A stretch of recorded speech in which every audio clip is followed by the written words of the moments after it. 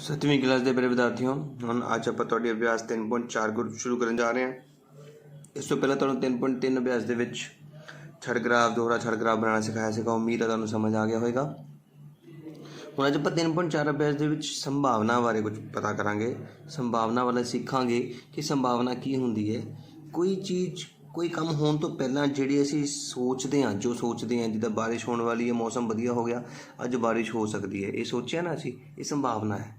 हो सकता है, होया नहीं ना, हो सकता है। तो इट मीन सानू क्वेश्चन दिता गया, दसो कि हेठा लिखिया विचों किस दा होना निश्चित है, किस दा होना असंभव है, तो किस दा होना निश्चित नहीं पर होने की संभावना है। होई ना गल। एक तो तुहानूं पता ही है कि होना ही होना है। हुण मैं कहूँ अज शनिवार है, कल ऐतवार है, ये तो निश्चित है, ये तो पक्का ही है। होना असंभव है, मैं कहूँ अज शनिवार है, कल नूं सोमवार होएगा, ये हो ही नहीं सकता, होना असंभव है। तो किसका होना निश्चित नहीं पर होने की संभावना है। मैं कह सकता अज मौसम बड़ा सुहावना है, शायद बारिश हो जाए, तो हो सकता है पर जरूरी नहीं है कि होगा, सोचा है सी, ठीक है ना। तो क्वेश्चन साढ़े को आया पहला, कहते मारुति कार विच 200 लोग बैठ सकते हैं। 200 people sit in a Maruti car. Maruti car दे विच 200 बंदे कदे भी नहीं बैठ सकते, ये तो असंभव हो गया ना बेटा। तो याद रखो, देखो होना निश्चित है एक ऑप्शन है, होना असंभव है दूजा ऑप्शन है, होना निश्चित नहीं पर होने की संभावना है तीजा ऑप्शन है। इन्होंने तीनों चो कोई एक आंसर होएगा।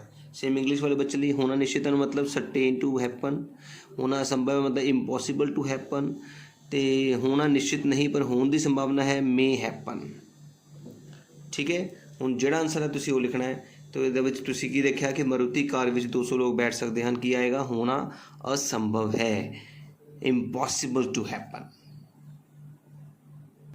देखो लिख लिया है होना असंभव है, इम्पॉसिबल टू हैपन। दूजा क्वेश्चन है तुसी कल नालों वड्डे हो, you are older than yesterday. बिल्कुल सही। अगर कल मेरी उम्र 15 साल एक दिन सी तो अज मेरी 15 साल 2 दिन हो गई ना, वड्डा हो गया ना एक दिन, इस करके ये बिल्कुल सही कह रहा है। तो क्या आ जाएगा, होना निश्चित है, सर्टेन टू हैपन। तो देखो बेटा असीं लिख लिया है इस तरह कि होना निश्चित है, सर्टेन टू हैपन। हुण आपां तीजा भाग करांगे। तीजा भाग है एक सिक्के नूं उछालन ते चित आवेगा। A tossed coin will land heads up. एक सिक्के नूं उछालन ते चित आवेगा, जरूरी थोड़ा आ भी सकता है, और पट भी तो आ सकता है ना। ये मतलब जो आप सिक्का उछालते हैं तो हैड भी आ सकता है, टेल भी आ सकता है। मतलब कंडीशन ये जरूरी नहीं है कि चित ही आना है, टेल ही आना है, हैड ही आना है। यदा मतलब की लिखांगे, इसका आंसर निश्चित नहीं है पर होने की संभावना है, मे बी हैपन। ठीक है, देखो असीं लिख लिया निश्चित नहीं पर होने की संभावना है, कैन हैपन, हो सकता है बट नॉट सर्टेन पर जरूरी नहीं है। चौथा क्वेश्चन देखो, एक पासे नूं सुट्टण ते 8 आवेगा। एक पासा बेटा लूडो का गीटा। सारे ने लूडो का गीटा देखा है ना, आप बहुत बारी खेले लूडो। लूडो के गीटे के गिनती होंगी है 1 2 3 4 5 ते 6 तक की गिनती होंगी है ना। तो 8 किद्दां आ सकता है, 6 तक की गिनती आती तो 6 ही आऊगा ना। यदा मतलब बिल्कुल ही गलत कह रहा है, ये असंभव है, ये हो ही नहीं सकता। यदा मतलब कि लिखांगे होना असंभव है, इम्पॉसिबल टू हैपन। तो इस तरह देखो साडा चौथा भाग भी कंप्लीट हो गया है। पंजवां भाग च कहना है कल बदलवाई होवेगी, tomorrow will be a cloudy day. ये भी तो प्रिडिक्शन ही है, असीं नैट तो देखते हैं कि कल मौसम किदां दा होएगा, पर जरूरी नहीं है कि उही होवे जो नैट पर दिखाया होंदा है। कई बारी हुंदा भी है नो डाउट, पर कई बारी नहीं भी हुंदा। इट मीनस हो भी सकता है और नहीं भी हो सकता, मतलब निश्चित नहीं पर होने की संभावना है। दूसरा देख लो, निश्चित नहीं पर होने की संभावना है, can happen but not certain. Bharat अगली टेस्ट लड़ी जीतेगा। बेटा ये भी जरूरी नहीं होंदा, असी जरूर सोचते हैं कि बिल्कुल भारत जितना जीतेगा ही जीतेगा, पर खेल है, किसी न किसी ने तो हारना ही है, किसी न किसी ने जितना ही है।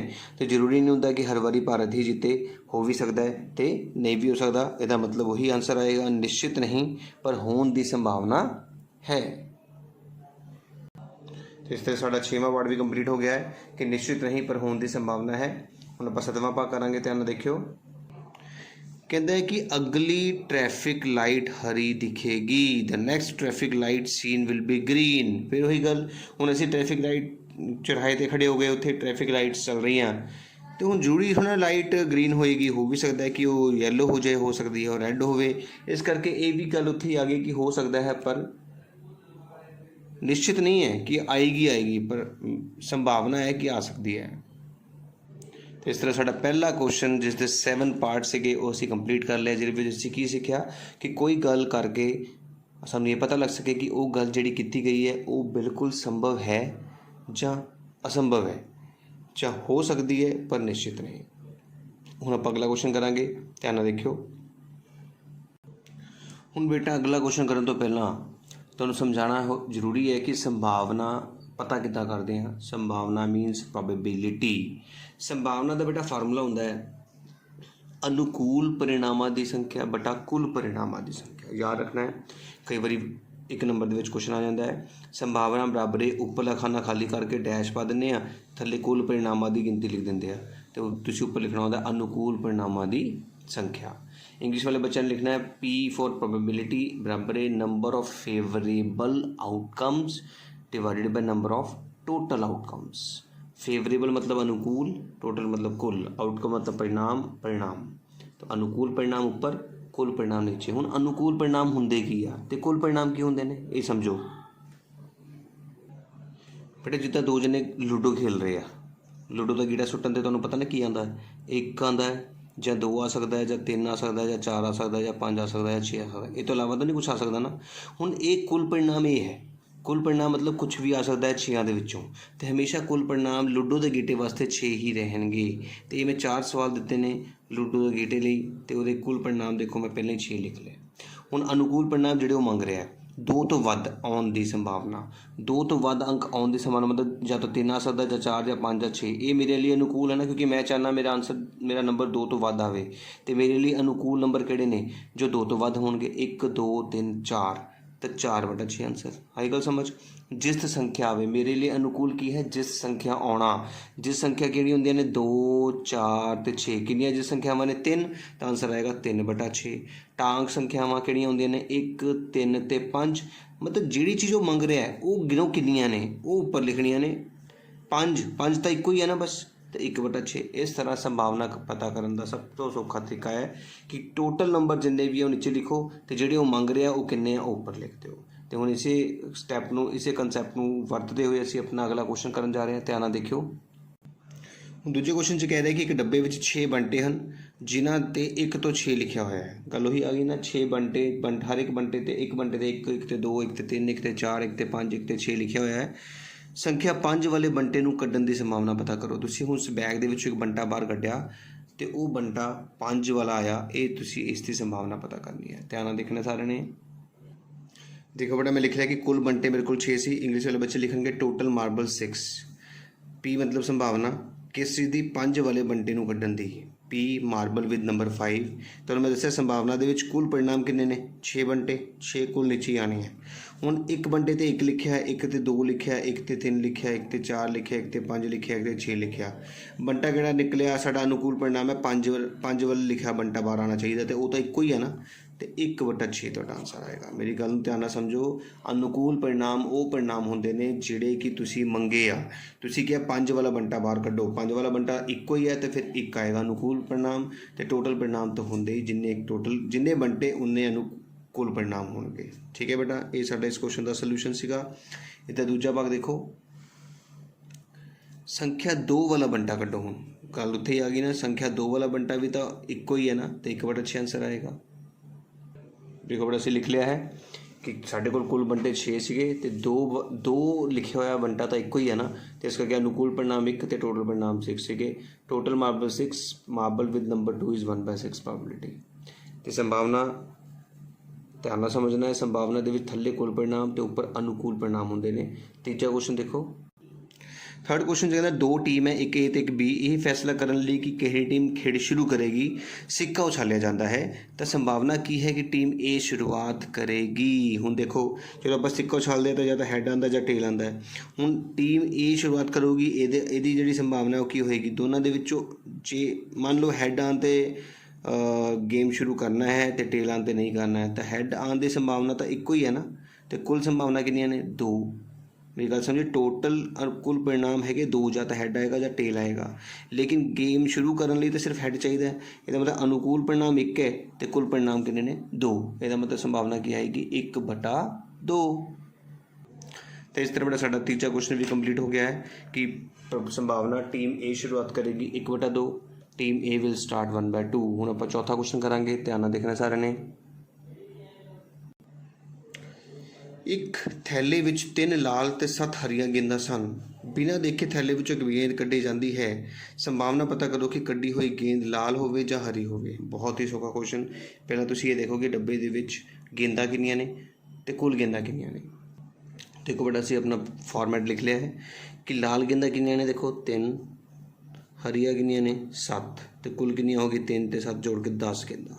ठीक है, सेम इदा ही number of red balls, number of green balls ते टोटल नंबर ऑफ बॉल्स। हुण तुहानूं मैं कहा जो भी टोटल नंबर ऑफ बॉल्स है वो तुहाडा कुल परिणाम हुंदा है, तो ये तो सोचण दी लोड़ ही नहीं ना कि हर विच की लिखना है, हमेशा कुल परिणाम लिखने ने, कुल गेंदां लिखनियां ने।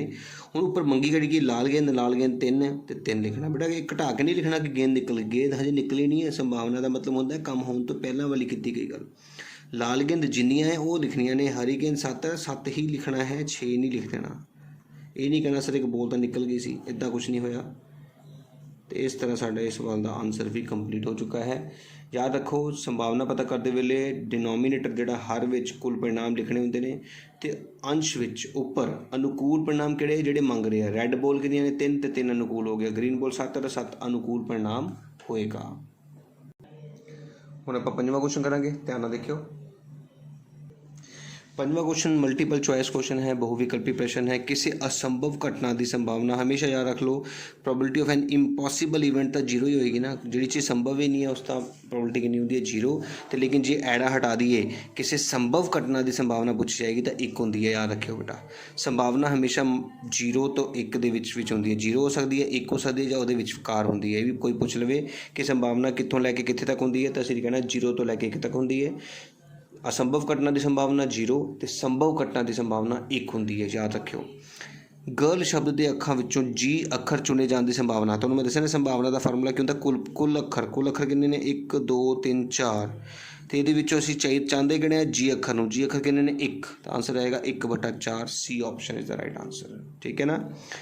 तीजा सवाल है when a die is thrown, मतलब एक पासा सुटिया लूडो का गीटा तो 4 प्राप्त करने की संभावना। मैं तुहानूं कहा लूडो जो गीटा सुटते हैं तो साढ़े कोल 6 ऑप्शन होंदियां ने, 0 1 2 3 4 5 6, 0 नहीं सॉरी 1 2 3 4 5 6, 6 ऑप्शन होंदियां ने, पर 4 तो एक ही हुंदा ना उहदे विच, है ना। इसदा मतलब आंसर कितना होएगा 1/6 ऑप्शन होएगा। तो इस तरह साढ़े 3 5वां 6वां तो 7वां क्वेश्चन कंप्लीट हो चुका है। हुण 8वां क्वेश्चन करांगे, ध्यान नाल देखियो। कहते एक थैले विच 5 चिट्टियां ते 10 कालियां, देखो 5 चिट्टियां गेंदां ने 10 कालियां गेंदां ने, तो कुल हो गया 15 गेंदां, नीचे 15 ही आना पक्का। चिट्टी गेंद निकलनी है, चिट्टी गेंद कितनी ने 5, तो 5/15 कट के 1/3 आंसर आ गया ना। वैसे 5/15 ही लिखा हुआ है, तो B option is the right answer. कहते कि बैग दे विच 5 वाइट ते 10 ब्लैक बॉल्स ने, टोटल 15 बॉल सी, मैं नीचे 15 लिख लिया, तो मंगी वाइट बॉल सी 5 सी, ऊपर 5 लिख लिया, 5/15 तो आंसर आ गया। इस तरह साडी अभ्यास 3.4 पूरी खत्म हो चुकी है, तो साडा चैप्टर भी तीजा चैप्टर कंप्लीट हो गया है। उम्मीद कर रहा तुहानूं समझ आया होगा, तो तुसीं सोहनी सोहनी राइटिंग दे विच अपनी कॉपियां कंप्लीट कर लिया होणगियां, ते हुण प्रैक्टिस करनी बहुत ज़रूरी है बेटा। अपनी रफ कापी उठाओ तो क्वेश्चन सॉल्व करना शुरू करो। जे कुछ भुल जाता है तो दोबारा वीडियो नूं ऑन करके देख सकते हो कि तुहाडे वालों की गलती हो रही है। तो जे किसी बच्चे ने हजे तक मेरे चैनल नूं सबसक्राइब नहीं किया तो जरूर कर दिओ, ताकि मेरी आने वाली वीडियोज़ तुहाडे फोन ते अपने आप शो हो जाए।